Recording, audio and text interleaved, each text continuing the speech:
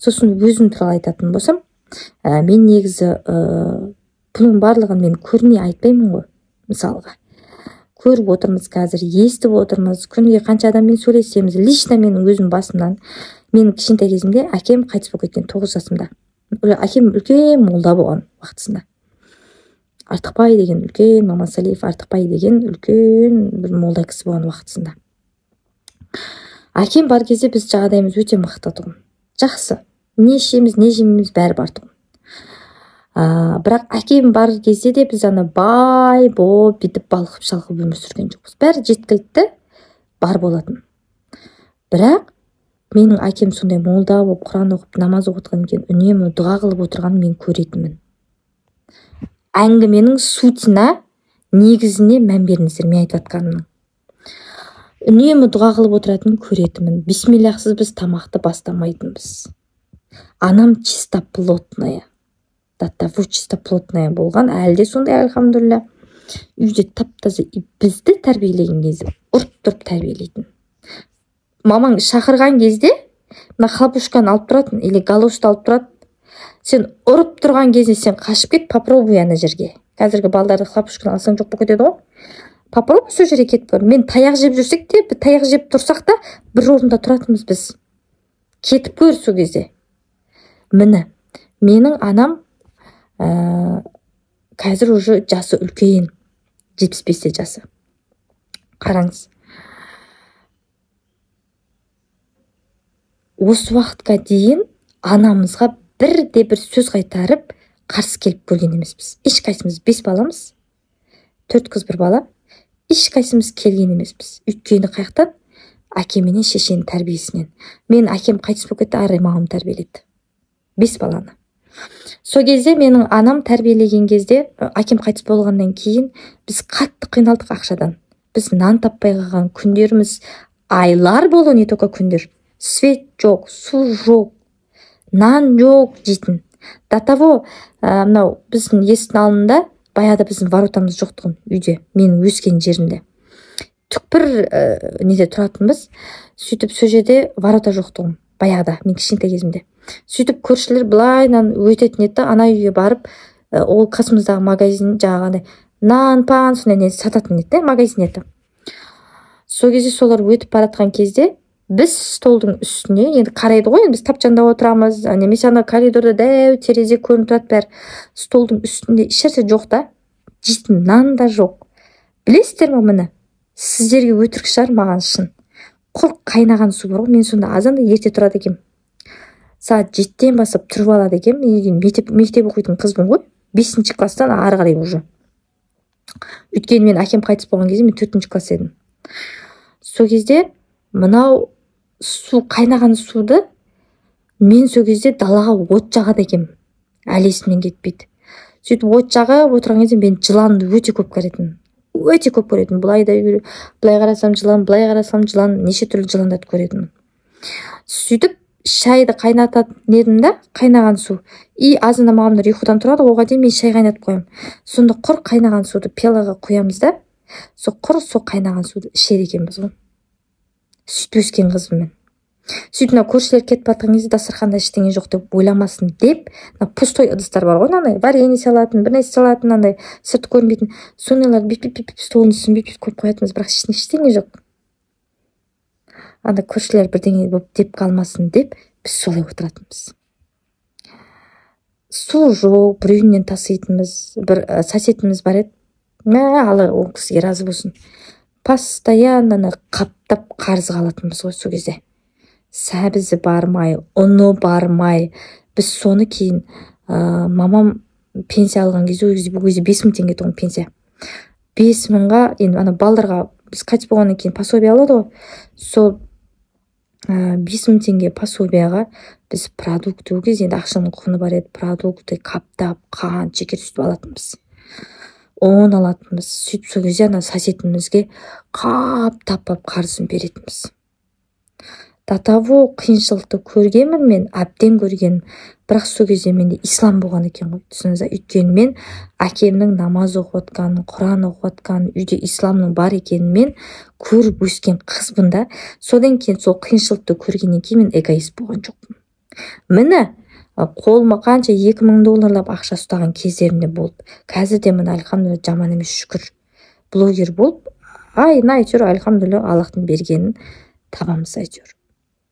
Бірақ қанша жерде мысалы шетелде де жүріп келдік, брендовый киімдерді де алдық, қолымызда қанша ақша, мынандай қалың алтындарды алған кезіміз болды.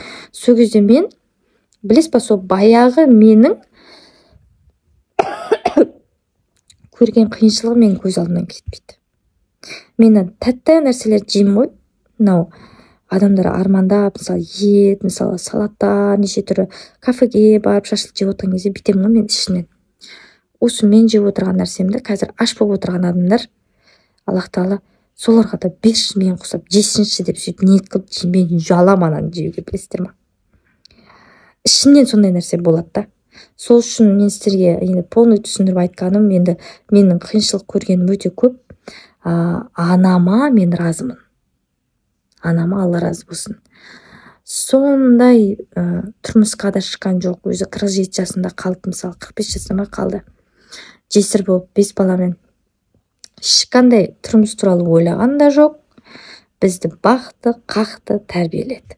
Ешқайсымыз көшеде жүріп жатып ондай болып қалған жоқпыз. Альхамдулилля бәрін байға берді, тұрмысқа берді. Бәріміз альхамдулилля ұлын ұяға, қызын қияға қондырды. Сол үшін біздің мен мамамның тәрбиесі, одан кейін анам есімде. Пияз егетін поляны білетін жарыстар қиын ғой, мен Кореяға барып білдім соны қиын екен. Сол жерде азаннан шақ жеп тұрған күннен кешке дейін жүріп 300 теңге алатын. Сол кезде әлі есімде жоқ. Әлі есімде сол. 300 теңге алатын еді да бізге еп нан әкеп жегізетін. Біз мамамыздан никогда ақша сұрап, мама менде мынандай киім келеді, басқалар құсап деп. Даже менде бар ғой, сондай қиыншылық көріп, менде мынау болады ғой, мен консультация аламын ғой әйелдерден. Обида қалып кетеді ғой, ата-анасына обида. Менде ондай обида вообще жоқ қой, жоқ. Какой я имею право мен анама ренжуге? Мен анама разымын. Алла разы болсын ол кісіге. Анам тірі, альхамдулилля, ден саумын, жүгіріп жүр. Бір жұмыста істейтін бар, пол жуатын бір казинода. Сол жерде қалған тамақтың бәрі стеклянный 2 литрлерден күнігіде 2, 4, 5, 6, 8, 10-15 литр күнігіде тамақ таситын бізге бала-шаға. Өзі жұмыс істейді, азында біз алып келіп біз күтіп алатынбыз. Соны біз жеп өскенбіз. Біреудің киімін киіп өскенбіз. Бірақ сол нәрсені мен сол нәрсені көрмегенде мен бұндай адам болмас едім. Аллах Тағала маған сондай өмірді көрсетті да, сондай батыл, батыр ана берді да. Мама, Алла разы болсын сізге. Қуана, мен ешқашан ұмытпаймын, сіз бізді сөйтіп бағып қаққаныңызды мен ешқашан ұмытпаймын. Біз сізге разымыз, мама.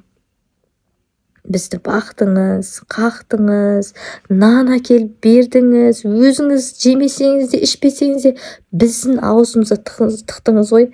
Поэтому мы очень сильно любим ее. Анамызға. И бәріміз жақсы көреміз анамызды. Никогда андай сөзге келіп, ондай бүйтіп, сосын мен мамам, мен шалбар киген көрген емеспін, боянғанын көрген емеспін никогда. Помада жағып, шалбар киген көрмеген мамам. Сосын мен мамамның өсек айтқанын мен көрмегем. Біз солай өсірген. Даже столда отырған кезде 4 қыз біз. Бүйтіп бүкірейіп отырған арқамыздан бұр ұратын. Дұрыстап отыр бүкірейме деп. Қатал кісі болған мен мамам. Біз қаққан біреуіз 5 баламен қалып кетті сол кезде. Не жұмыс істемеді мамам, бутылкада жүрді Алматыға барып. Бізге посылкамен киімдер салып тұратын, тамақтар салып тұратын. Сол кезде біз сыңарымыз екеуміз, ағамыз үшеуміз қалып кеттік. Үйде мысалға басқа қыздар болса үйін тастап кетіп қалады ғой. Біз тек үй жинайтынбыз. Үйімізді жинап, кірімізді жуып, паласымызды жуып, мамам келгенде үйді әктеп, тазалап дайын отыратынбыз ғой. Біз солай өсірген. Кімнің әуелі Аллах маған сондай әке-шеше берген. Әке-шешенің тәрбиесіне міне біз осындай болып отырмыз. түсінесіз ба? Мен сол үшін екі түрлі адам бар деп жатқаным сол. Тәрбиеден де байланысты, бастан келе жатқан тәрбиеден де байланысты. Үйде ислам имам болса, ондай болмайды. Сол үшін анам қазір альхамдулилля, біздің қазір үйге барсаң дастархан толып тұрады. Айтып тұрмын ғой, оны адам өмір бақи өйтіп өмір сүру мүмкін емес. Қазір жілік ет алып жейді, Құдай Аллаға шүкір. Алдында не жеймін бәрі бар, мысалға, альхамдулилля. Қазір өте жақсы. Бірақ сол нәрсені біз көрдік. Даже мектепте выпускной балға барған емеспіз, біз ақшамыз жоқ болғаннан. Даже мектептерде анандай нелер болады ғой. Тауға шығып, Түркістанға шығып ше, біз бармағанбыз. Сіңліміз екеуміз всегда қалып кететінбіз, өйткені бізде ақша жоқ та. Мектепке тіке барып тіке қайтатынбыз, қашып кетіп, сабақты оқымай, ондай болмаған. Тіке барып сабамыз жоқ, тіке іс жаққа бұрылмай қайтатынбыз. Ол уақытта сабақтан қашатын адамдар бар еді. Ананың тәрбиесі, анамыздың тәрбиесі солай болған біздің. Сондықтан баяғы аналардың тәрбиесі керемет. Қазіргі енді аналардың тәрбиесі жақсы, альхамдулилля. Көбінесе мына телефон деген бәлеге беріп қояды қолына. Одан қаяқтан тәрбиені, білімді алады бала деген. Қаяқтан алады. Мамам сказка, ертегілер оқып, кітаптар оқып беретін бізге. Ол кезде интернет жоқ, свет жоқ үйде. Сол кезде біз далаға шығып, ерте ұйықтап қалатынбыз. Сөзде мамам бізге ертегілерді оқып беретін. Біз ұйықтап қалатынбыз бірге. Сондықтан ол өмірді көргенімді мен қатты қуанамын. Мен осы анама разылығымды айтам деп, осы өліп кетпей тұрып, біз білмейміз қашан өліп кететінімізді. Осы видеоны түсіріп жатырмын да. Рахмет айтам мен анама. Бүкіл қыздарының атынан, бала шағасының атынан анама үлкен рахмет. Ассаламу алейкум. Үлкен рахмет анашым, Алла разы болсын сізге. Өмір жасыңыз ұзақ, деніңіз сау болсын. Ең соңғы сөзіңіз шын жүрекпен айтылған калима болсын. Маңдайыңыз сәждеге тиіп намаз оқитын мамам 5 уақыт. Қаза қылмай шын жүрекпен оқуыңыз Аллах тағала нәсіп етсін. Анашым, бүкіл дұғаларыңыздың барлығы қабыл болсын. Амин. Аллах тағалам анашыма, әкешіме де жәннатты нәсіп етсін. Міне, тәрбие қаяқтан.